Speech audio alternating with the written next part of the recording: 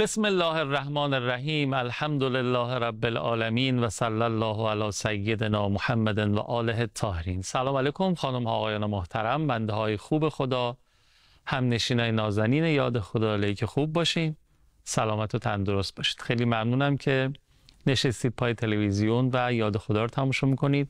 حتما منتظرین تا گفتگومون رو در محضر آقای کفیل عزیز شروع بکنیم. این نوبت میخوایم شروع بکنیم ادامه فرازهای ابتدایی دعای 14 صحیفه شریف سجادیه. بعد از صلوات که میفرستیم و برمیگردیم انشاءالله گفتگومونش رو خواهیم کرد. اللهم صل علی محمد و آل محمد و عجل فرجهم. بفرمایید.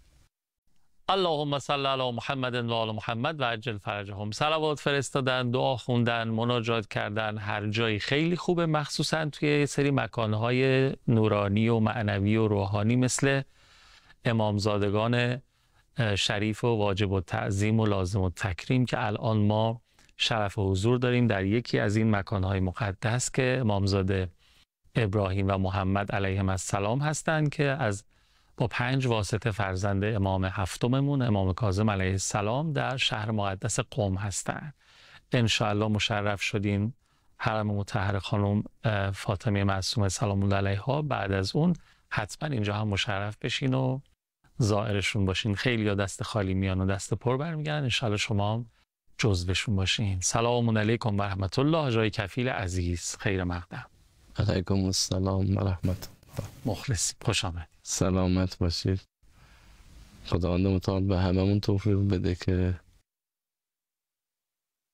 واقعا بتونیم بهره مند بشیم از این انوار مقدس انشاءالله، و خدا توفیقمون بده واقعا پیوندمون با این حرم ها خیلی بیشتر باشه، خیلی بیشتر باشه. خدا رحمت کنه علامه طباطبایی رحمت الله علیه رو. افطارشون بوسته بر قبر کریمه اهل بیت بوده. یعنی یا مولا صدرا از کهک پیاده می آمده اینجا پاسخ علمی می گرفته برمیگشته. اینا گاهی متوجه می شدن اینجا چه خبره. این حرم ها، این مزرعه ها انصافا همه نور و جایگاه مقدسیه. خدا توفیق ما بده انشاءالله بتونیم بهره مند بشیم انشاءالله. این که فرمودید با بوسه از ذریعه مطهر حضرت کریمه افطارش رو باز میکنن، یادم افتاد علت شیفتگی شهید مطهری نسبت به علامه طباطبایی هم این بوده. روحی فدا میگفتن بدون شما چرا انقدر آخه ارادت و این همه شیفتگی شما مثلا به خاطر تفسیر المیزانشونه. شما گفتن تفسیر من زیاد دارم، درسته این تفسیر نمونه است و اینا، منتها نه این نیست. علتش اینه که ایشون مارمزونا که اینجا قوم بودن روزه بودن هر روز افطارشون می‌بردن با بوسه از ذریعه مطهر. خیلی عجیبه. و به خاطر همینه من انقدر عاشق و واله و حیران ایشونم شهید مطهری. رحمت الله علیه و رحمت الله. خدا توفیق بده اون یه قدری از اون معرفتی که اینها نسبت به این ذوات مقدسه داشتن نصیب ما هم بشود. خب دعای 14 صحیفه شریف سجادیه. خب چند سطری ترجمه بله. شد. بس گفتیم دعا اصلا دعا هنگام مظلوم واقع شدن، مورد ظلم و ستم. امام علیه السلام اللهم فصل علی محمد و آله. تو صحیفه شاید حدود 200 مرتبه صلوات آمده در این 54 دعا.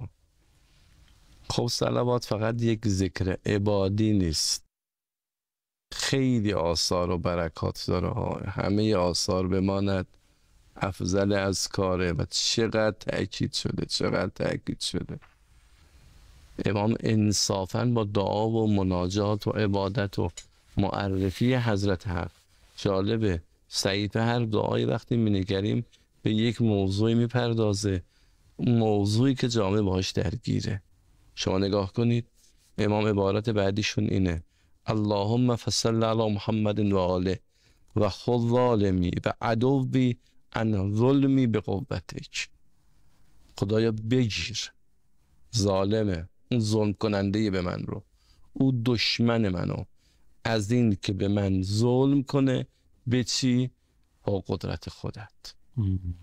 یعنی خدای اون کسی که میتواند او ظلم کننده به ما رو زمین گیر کنه، جدای از ظلم کنه، فقط قدرت توی خداست. خدای تو این کار رو بر من انجام بده. وفلل، چقدر دقیق امام سجاد دعا میکنن، وفلل حده عنی به قدرتک. خدایا به تعبیر این شمشیری داره، این تیری داره، اینو چه کارش کن، به توانایی خودت، به قدرت خودت، به توان خودت اینو کند کن. یعنی که نه این شمشیر برنده نباشد، این شمشیر کارایی نداشته باشه. بعد امام ادامه میدن وجعل له شغلا فی ما یلی. خدایا او رو مشغول کن، او رو سرگرم کن به موضوعات دیگه. یعنی خدا کنه انصافا تو اسرائیل بحرانی رخ بده، یه اتفاقاتی رخ بده که کم و بیش هم رخ داده، یه اختلافاتی رخ بده که دیگه اصلا از حمله به لبنان، از حمله به فلسطین، از حمله به این کشورهای اسلامی ذهنش درگیر بشه. امام مبنا دارن وارد میکنن. چیزی به ذهن من اومده، ببینین درسته. ببینین احساس میکنم همونطوری که ما مثلا میگیم که شفا دست خداست، بله. خب ولی ما قرص میخوریم، بله. شربت میخوریم، دارو میخوریم، اما میگیم اون کسی که شفا میده خداست. یعنی شفا این وسیله میشه، شفا رو در این میگذاره و شفا به ما میرسه. تو بحث مثلا دفاع در برابر موشک‌هایی که دشمن پرتاب میکنه، خب مثل همون قرصه، ما باید در مسیر دفاع نظامی حرکت، مثلا پدافندامون رو قوی بکنیم، به روز بکنیم، تجهیز بکنیم، از علممون، از قدرت‌های نظامیمون استفاده بکنیم که اینا اثر نکنه اون موشکه. اما بخوایم این شمشیر برنده نباشه، این موشک اثر کافی نداشته باشه، علاوه بر اینها دعا هم مدد اله. بله. آره از خدا بخوایم که او مثل شفایی که اینجا شفا رو خدا میده، اونم اگه بخواد اثر نکنه خدا باید در واقع نخواد. اصلا اون توانش، اون استعدادش، اون قوتش خداست. ما خیلی نمیدونم همه مقدماتمون 2 تا 4 تایی شده. امام دقیقاً دارن میگن خدایا اصلا اون یه مشغولیتی پیدا کنه، به گونه‌ای درگیر بشه که دیگه اصلا ذهنش انگار از این موضوع جدا بشه.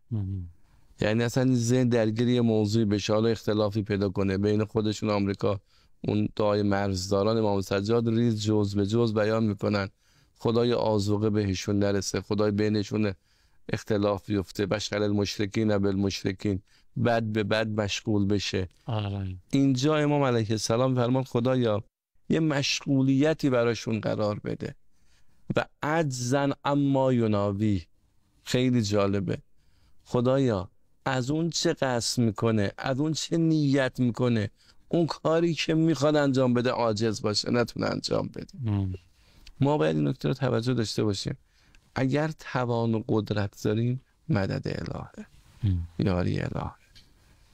خدا نکرده انسان به خودش قهر نشه. این ماییم، این توان ماست. این توان رو کی به ما داده؟ این عظمت رو کی به ما داده؟ امام سجاد علیه السلام در دعای مرزداران، در دعای 27 صحیفه زیبا اشاره میکنن، میگن خدایا بین سپاه دوست الفت قرار بده، بین دشمنا تفرقه قرار بده، اینا رو از هم جدا قرار بده، پراکنده قرار بده. خب واقعا اگر ما با هم نباشیم، متحد نباشیم، یه دل نباشیم، همین ارتش و سپاه ما با هم اختلاف داشته باشن، خب همین دوستی که این قوای نظامی و انتظامی ما با هم دیگه دارن، اینا چیه؟ اینا لطف خداست. این که یه تدابیر حکیمانه رهبر معظم انقلاب دارن، این که انصافا هر کسی کارش رو تو زمان خودش درست انجام میده، اینا همه عنایت خداوند. ما نه تعلل میکنیم نه شتاب زده عمل میکنیم. یه حرکت اشتباه، یه حرکت اشتباه چی میشه؟ عملا تو قالب دعا، این که حضرت آقا فرمودن دعای 14 رو بخوانید، از قالب دعا استفاده کنید. خیلی ممنون. چقدر خوبه که شما الحمدلله اشراف هم دارین به مجموعه صحیفه، از وسط این دعا و از دعاهای شماره‌های دیگر هم استفاده می‌کنید، مزامینش رو برای اینکه اون به کمال برسه. خدا خیرتون بده. خب ما یه فاصله با اجازه شما بگیریم و برگردیم، باز در ادامه خدمت شما هستیم. بفرمایید. اللهم صل علی محمد و آل محمد و عجل فرجهم. به نظرم یه نکته خیلی ظریفی اینجا هست که خیلی قابل تأمله، این که توی هر حوزه‌ای از جمله حالا مسائل نظامی و مقابله با دشمنان و اینها، تو هر حوزه‌ای تو اگر توانمند شدی، اگر که به مدارجی از پیروزی و اینها رسیدی، حواست باشه یک ذره قره شدن، یک ذره غرور، یک ذره این که آقا منیت بیادی، مثلا چه یک نفر، یک جامعه که آقا من تونستم، من باز خودم چیزم، همونجا محل پرتگاهه. بله. این خیلی نکته باریکتر از مویه که باید خیلی بهش توجه بشه به نظرم. همیشه ما در نماز وقتی میگیم ایاک نعبدو، به تعبیری میخوایم یکم به خودمون قره بشیم. خدایا ایاک نعبدو، تنها تو را میپرستم. ما این داریم تو را میپرستیم.